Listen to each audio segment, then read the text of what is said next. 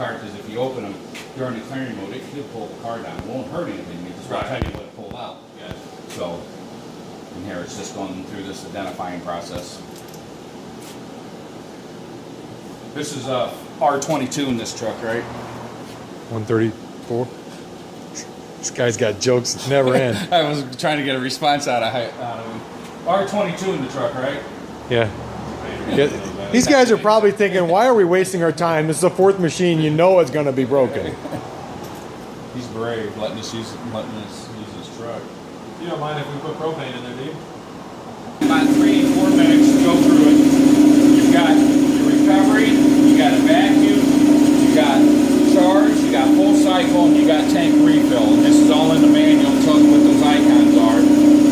But basically, this tells me I got 6.35 pounds of refrigerant in my tank. When that gets to 4 pounds, it'll turn red. You still got 4 pounds to work with, but it's kind of telling you might want to think about doing a refill. How much will it hold? Maximum is 38 pounds. So we can put 20 to 25 pounds in there. Yeah, and when you go to refill, it'll put about 27 in there, and then shut off and tell you it's full because we leave that buffer. Right. Be able to put it back down. Right. It tells you what your filter life percentage is all the time. You should order a second filter. You know what? I'll probably have to send you one, but always have one. When you take the one out of here, change it, order another one, because there's a code on there. Once you get locked out, you're done until you get the code. Right. And that's the standard across the board for everybody's unit. So the pounds here, date. You got the printer. If you want to print something off, you got to hit the printer right after every job, and it will do the print off. So if you did a recovery, you can do it. If you do the full cycle, it'll print the whole thing. Here, the gears is just like the menus. Here's where I can go in and set all my defaults, my weights and stuff. Right now, I'm in PSI and I'm Fahrenheit and in pounds. What do you like? What do you like? Pounds and ounces, or pounds, kilograms, or you deal with everything? I'll tell you what were you doing on that one, Bill? It's different for each vehicle, wasn't it? You just had to go in and change it. And you can do that right on the screen where you charge, but it will always defer back to this as the default. I would go to whatever. Pounds and ounces is what I normally put in. Yeah, that would probably be fine. Yep. And then Celsius, Fahrenheit, of course, and PSI is what we go by. And back there, out of there. What was the password for? It's just to set the purity levels, so nobody can go in there and change it. Oh, wait, so we don't need anything. No. So that thing's got a password stored in it? And it's for like an admin only? Yeah. So you're the admin? There's another, there'd be me or the service center to get in there. Okay. You know, so a lot if of it times ever... if I know somebody, I can trust them to go in there, I'll tell them what it is, but I don't let everybody in. Yeah, no, that's fine. I just didn't want to get locked out like a computer. It's an admin fee only. Because they will, you got your default languages here. So these are all the defaults. So when you turn the machine off, it always refers back to this. And a lot of times if you go in, I'll have you go in here, and this is where you can check the calibration, the scale. If you want to do an air purge, service, upgrade, PT calibration, this is all in here. You really won't go in here, but if somebody's on the phone, they might say, okay, do this, get to this point, and get into the service. And then these are all the valves. I can turn everything on by this, so I might have you do some things, and I'll tell me exactly what's going on. Gotcha. But you guys really won't get too much into this. I was just kind of showing you. Right. If you're wondering what the gears and stuff was, and the question mark is nothing. Now here you got car health. Now this is what a lot of people will do, is they'll take this car health, they'll hook up their car, they'll start it. In your case, I don't think they're going to come here and say, I'm due AC service. You're doing it because you've got to rip the front end apart and you got to remove it. But right. If you were doing it for somebody, you could do it, run the car, digital readouts, because we got electronic pressure transducer. We can do a printout of what the car is running with, and then after you do the service, you can go in there and run it again, and you can see the afterwards. So you can say, look, this is before, and here's a printout after. So, gotcha. So if someone came in, my ACs doesn't work as cold as it used to, type of thing. Right, and you're going to do that on the side for somebody, and you can, and you charge them for it. Say, well, here's where you were. Here's how much refrigerant we took out. Here's what we put back in. There was a difference in refrigerant. And here's the operating temperatures. That now it's working better. So at least you've got something to bill them for.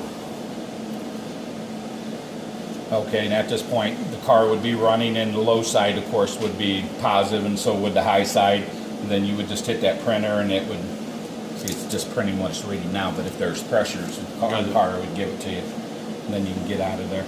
There is a temperature probe in the box that plugs into the RCA jack back there. You can put that in the ductwork and take that reading too. Okay, cool. If one of you is sick, you can take your temperature with it. Nice. Bend over. Right. I just prefer under the arm, but you know. He went camping for a weekend, so you know. All right. You got Dan all excited. What? This trying one to here take is a an video. identifier. If you just want to use, you know, they have portable identifiers, and somebody says, "Man, I don't know what kind of Freon's in my truck." You can hit this and use this machine as an identifier without doing any service. Well, wouldn't you have to have the one connections don't fit the other connections? So Well, right, but if there's a 134A connector, or there's you can make adapters. These are 1/4-inch hose fittings here. Okay. You could probably do that, but there's other adapters that we use, like the refill is a 1/4-inch. So if you snap it on there, you can screw that right on if it's an old R12 system. okay. Just make sure the core depressor's in there, the depressor Schrader core. You'd have to make some type of a, Okay. but you could use that for an identifier, and this is a database. That's where you put in the car, the year, and everything, and it tells you what the oil charge and the charge of the Freon is. There's some gaps in there, so not everything's in there. So if you see that, you know, still go off the sticker, but it's there if you want to Right, use it's it. like this one. I don't think you can read the sticker on this one. Right. And he didn't put, or I have to put,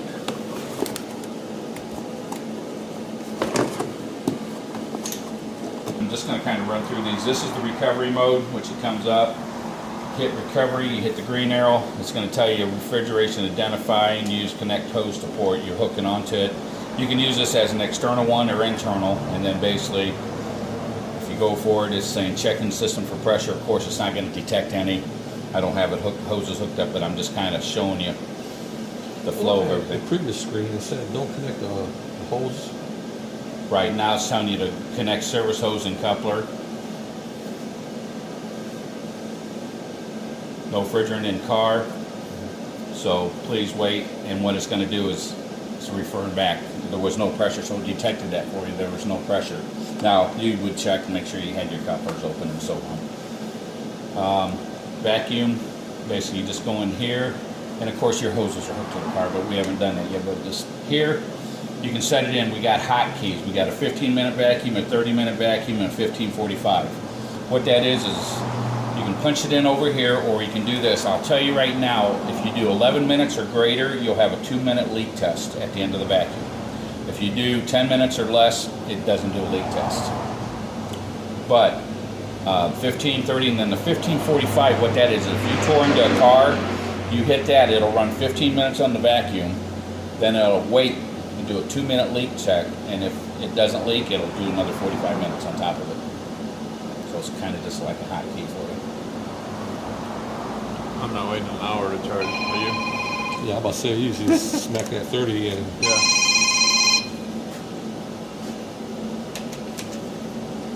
Let me get it. Sun, Oh, hope you didn't fall off the roof.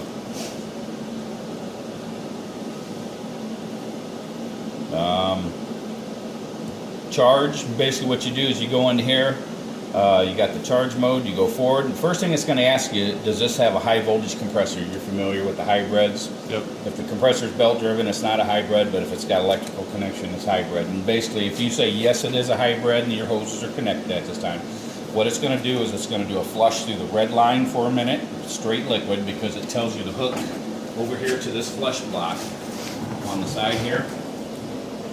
That's your flush block, and this is HFO, and this is 134A according to the caps, the red and blue, then the black are the HFO. But you'll snap them on there, you'll hit go, it'll do a minute flush on one hose, then it'll do a minute flush on the other hose of pure liquid, and that's the best way to move the oil out of the hoses, and then the oil will end up in the bottle if there's any oil in there. The reason is you don't want to do the contamination of the PAG oils into the POE in those, because it voids the warranty. But most likely, if you say no, you're doing 134A. Basically, it says make sure your hoses are connected to the vehicle and the valves are open, of course, would be, and then basically you would hit select port, and we give you a choice to go through both sides, high side or low side. We always do both. I mean, Yeah, right, that's fine. go through both. And what happens if, say, you got a colder day, and we have a heat blanket on that tank, so anytime we go into the charge mode, that kicks on. Okay.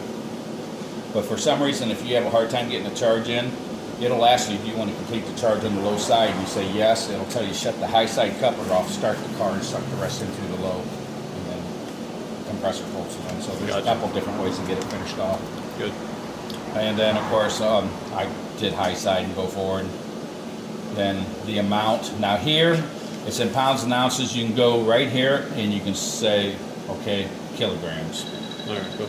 And then you go forward and it goes back. Now it's in kilograms. But when you shut it off, it'll go back to pounds and ounces as default. I'm just going That's to gonna be kind of nice, because some Yeah. are in grams and some are in kilograms. And Yeah.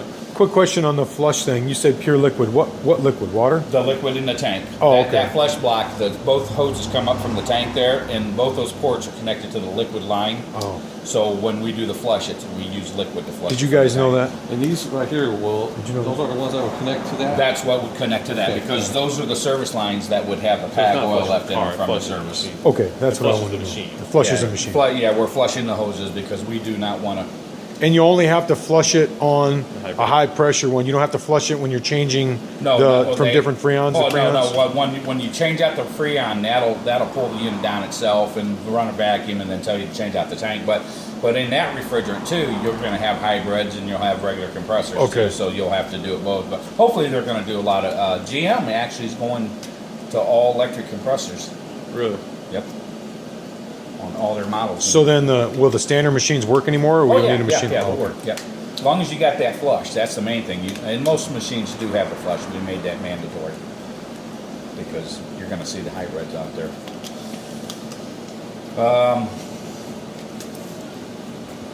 Full cycle. I don't know if you're really going to use this, but what full cycle does is you're going to put in your vacuum time, your charge time. You're going to hit go. It's going to pull the car out.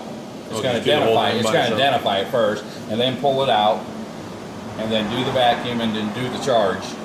That's like, hey, I'm going to Florida. Can you just make sure my stuff's up Good to do snuff? over lunch. Right.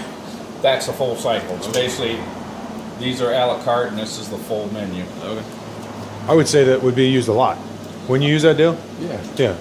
Okay. Full cycle. Yeah. If you guys are ripping into a car because you've got to pull the VAP out or whatever because of the damage, you're just going to do a recovery, go do your work, Yeah. go back together and that. But if somebody says, hey man, Well, most of them come in tore up, so there's no refrigerant Yeah. in them. So then we just you're not put- even going to be recovering. right. We put a new one in, cycle down. And You're go. just going to do a vacuum and charge. But if somebody come in and says, hey man, I'm going to Florida, you guys got an AC machine? Yeah. You can just do that, check it out instead Gotcha. of doing it individually.